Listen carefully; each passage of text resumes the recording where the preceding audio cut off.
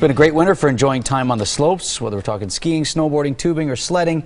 Now, parents know it's great fun and exercise, but it can also be dangerous for kids. Nearly 50,000 children were treated in ERs across America in 2013 alone for injuries associated with our favorite winter pastimes. Meredith Osberger is here. She's the community health educator with Kohl's Care's Grow Safe and Healthy program, part of Children's Hospital. Great to see you. Good to see you too. Okay, so yeah, I think most parents know, well, yeah, kids have to be careful, but specifically, what do you look for parents to do in terms of keeping kids safe on the hills? Right, so we recommend a winter helmet for all skiing, snowboarding, and sledding. It's specifically designed for winter sports, and it's important to get it properly fitted by a professional. So you can't send them out with the bike helmet? No, Right. We should definitely have this because it has room for something else we recommend, which is the winter goggles. And these are really good for protecting against UV rays, as well as branches and other hazards like that. And what else you got over here? These are wrist guards. So snowboarding is actually the fastest growing winter sport in the nation, and a common injury with snowboarding is wrist injuries because if you fall. I wouldn't thought of that. Okay, yeah, right. so, That's where you're trying to brace yourself.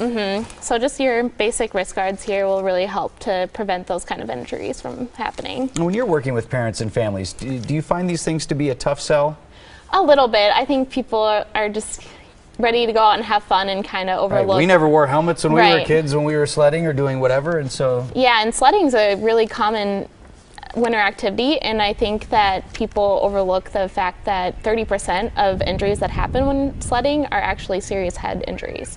Are you seeing more people actually starting to follow this advice? I mean, I feel like this younger generation is used to wearing protective gear more Right. than ours, and so as more and more kids do it, you see it, you know, it's not uncool. Yeah, I don't think so at all, and it really does help keep our kids safe, which is the most important thing at the end of the day. Cost-wise, what do you look at for some of these things? I mean, is it pretty reasonable? It is, and you can find them at, Target and Walmart, that kind of place. So. And then typically this time of year, this is when you start seeing people come into the ER. I mean, how severe have some of these injuries been? They can get pretty severe.